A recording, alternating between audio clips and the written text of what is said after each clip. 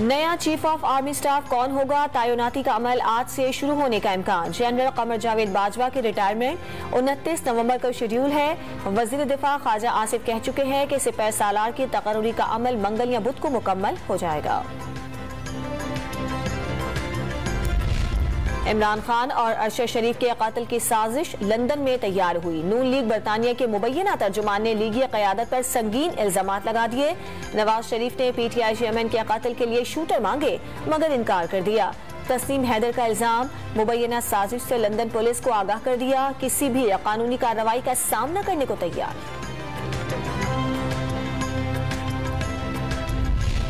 मुस्लिम league बरतानिया के रहनुमा नासिर भट्ट ने तस्नीम हैदर के इल्जामात मुस्तरद कर दिए। कानूनी कार्रवाई का ऐलान, कोई सबूत है तो JIT के कानूनी फोरम पर पेश करे। विफाकी वजीर इत्तलात मरियम औरंगजेब का चैलेंज। अताउल्ला तारड़ ने तस्नीम हैदर की जुल्फी बुखारी के साथ तस्वीर शेयर कर दी। ओवरसीज पाकिस्तानियों की तकरीब में तस्वीर बनाई गई, जुल्फी बुखारी का पहचानने से इनकार।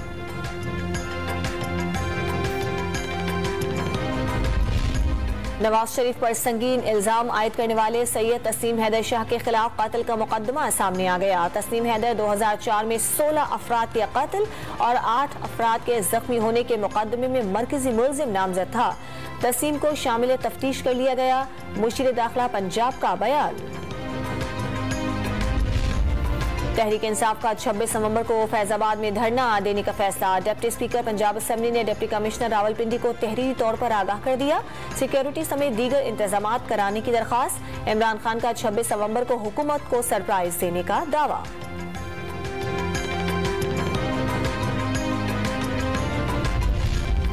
कतर में दुनिया फुटबॉल पर हुक्मरानी का दंगल सज गया। इफ्तिताही मैच में एक्वाडोर ने मेजबान कतर को 0 के मुकाबले में 2 गोल से शिकस्त दे दी।